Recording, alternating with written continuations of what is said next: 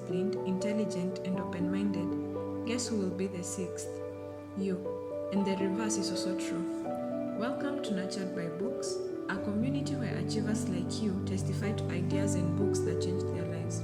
If you're new here, be sure to subscribe so that you don't miss out on ideas from the world's smartest minds. In this video, we will be discussing how your closest friends may hold you back from success. A lesson from The Defining Decade by Meg J. In most cases, the people closest to us are our peers with whom we studied, our workmates, and others whom we share strong and similar interests.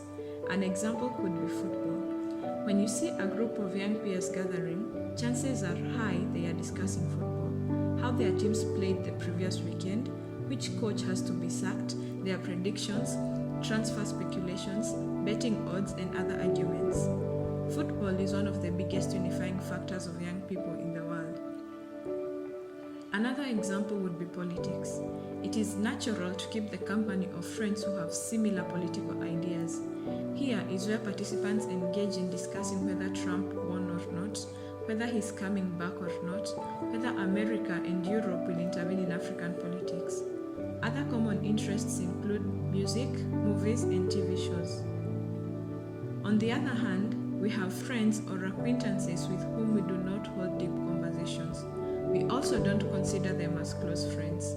This may be people we meet at work, in public offices, or even the friends of our friends. They are the people we don't spend most of our time with, and they often influence us to a smaller degree compared to our closest friends. In the book, Meg J calls the distant friends weak ties and the closest friends strong ties. It is our closest friends, the strong ties, that are in position to help us in case of any emergencies, whether we need money or emotional support. Strong ties feel comfortable and familiar, but other than support, they may not have much to offer. They are usually too similar to provide more than sympathy. They often don't know any more about jobs or relationships than we do. Weak ties, on the other hand, feel different, and in some cases, they are too far away to be close friends. But that's the point. Because they are not part of an already existing cluster, weak ties give us access to something fresh. They know things and people that we don't know. Information and opportunities spread faster through weak ties than through strong ties, because weak ties have fewer overlapping contacts. Weak ties are like bridges you cannot see all the way across, so there's no telling where they might lead. It's not just who and what our ties know that matters, it is how we communicate with them as well. Because groups of strong ties are usually so similar, they tend to use a simple and coded way of communicating the writer calls restricted speech. It is economical in terms of time, but incomplete. Restricted speech relies on shortcuts to say more with less. I know a group of young boys who went to elite schools in my country. When they start a conversation in English, sometimes I get lost. Not because they use hard vocabulary, it's that they use words only they can understand. This is the case in all strong ties discussions.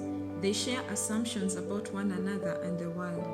Whatever the particular source of sameness may be, hanging out with them can limit who and what we know, how we talk, and ultimately how we think.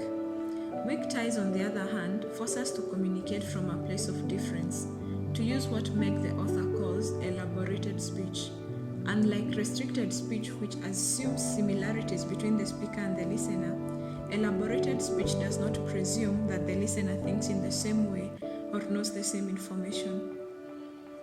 We need to be more thorough and articulate when we talk to weak ties, and this requires more organization and reflection. Whether we are talking about career ideas or our thoughts on love, we have to be more articulate. In this way, weak ties promote and sometimes even force growth and change. And to conclude, I am not encouraging you to quit relations with close people, but rather recommending that you should force yourself into weak tie discussions, because that is where more growth resides. And we have a question for you. Have you benefited from contacting an acquaintance or someone you were not so close? If you have, comment below with the word weak ties. Thank you so much for watching our videos. If you have found this one valuable, give it a thumbs up and share it with your friends.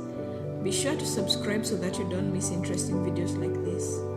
Switch on the notification bell to be the first to know when we upload a new video. And check on your screen, we have handpicked 2 more videos for you to enjoy next.